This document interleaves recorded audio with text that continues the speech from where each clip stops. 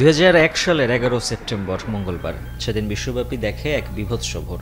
বিশ্ব রাজনীতির কেন্দ্রস্থল যুক্তরাষ্ট্রের ওয়ার্ল্ড ট্রেড সেন্টারে দুটি উড়োজাহাজের আঘাত চমকে দেয় গোটা বিশ্বকে। এদিন 4টি বিমান একসাথে ছিনতাই করে নিউ ইয়র্ক ও ওয়াশিংটনের গুরুত্বপূর্ণ বিভিন্ন স্থানে হামলা চালায় জঙ্গি গোষ্ঠী আল কায়দা। প্রাণ হারান প্রায় 3000 মানুষ, আহত হন প্রায় 6000।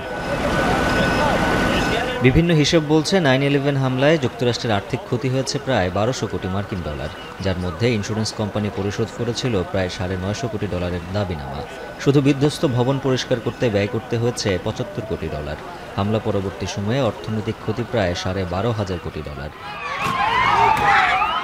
এদিকে মৃত্যুদণ্ড এড়াতে দীর্ঘ 23 বছর পর দোষ স্বীকার সাপেক্ষে বিচার কাজ শুরু করার লক্ষ্যে 9/11 হামলার মূল পরিকল্পনাকারীদের সঙ্গে একটি চুক্তিতে পৌঁছেছে মার্কিন প্রসিকিউটররা।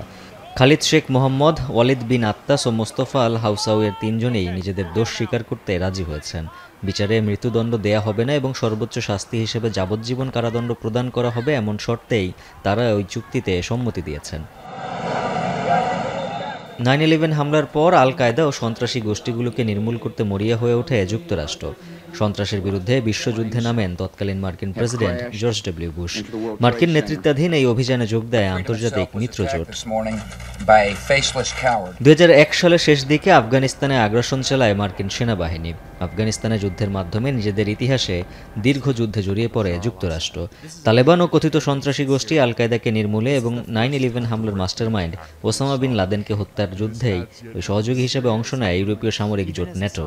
আফগানিস্তানের পর ইরাক, লিবিয়া, সিরিয়া সহ বিভিন্ন জায়গায় সন্ত্রাসবাদের বিরুদ্ধে সামরিক শক্তি প্রয়োগ করে মার্কিন প্রশাসন। যদিও আফগানিস্তানে যুদ্ধ শুরুর 1 দশক পর পাকিস্তানের অ্যাবোটাবাদে খোঁজ মেলে মাস্টারমাইন্ড ওসামা বিন লাদেনের। পরে সেখানেই ঝটিকা অভিযানে তাকে হত্যা করে মার্কিন কমান্ডোরা।